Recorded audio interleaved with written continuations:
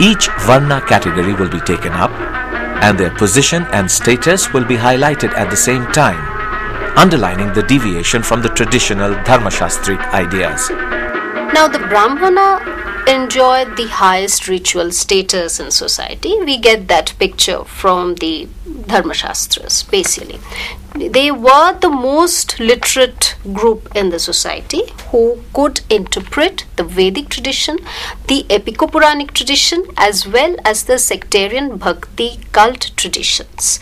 We find that there was definitely an overwhelming influence of the priestly function, but at the same time we see that there is some divergence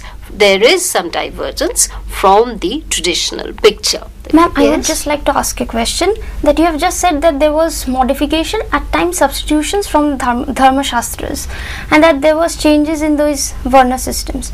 Then I would just like to ask you, ma'am, that was there a change in the priestly functionings of the Brahmanas? If there was a change, what was the nature of that change? Very good question. Now, I was just coming to that we do see that the priestly function was important. You come across evidence from the texts and the inscriptions of elaborate and extravagant forms of worship, the performance of brotos and prashchittos, sometimes related to the prevalent importance of astrology.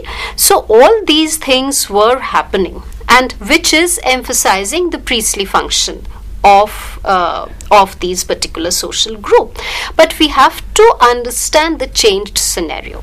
The ruling local lineages who wanted to establish themselves as important foci of power, these so-called rulers, they often lacked the pedigree, and therefore the social group of the priests were called upon to perform these elaborate pujas. Okay, so that way the priestly function was a change definitely from what was happening before, because of the changed scenario. So we see that these rapid rise of ruling lineages in these peripheral areas, that necessitated the calling of these priests, the social groups, who would preside over these pujas. They would uphold the worship of these family deities, which often became dynastic cults related to some sectarian bhakti cults, and also they were given in fact they took upon this task of fabricating genealogies which would give some kind of sanction to these ruling lineages looking for pedigree. The priestly class was far from being a homogeneous community. Since they were given revenue-free land and villages, as I was just saying, so many of them were turning to rural aristocracy. Many of them were turning to politics and war.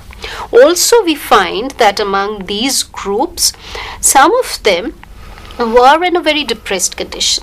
Some of them were facing conditions of poverty.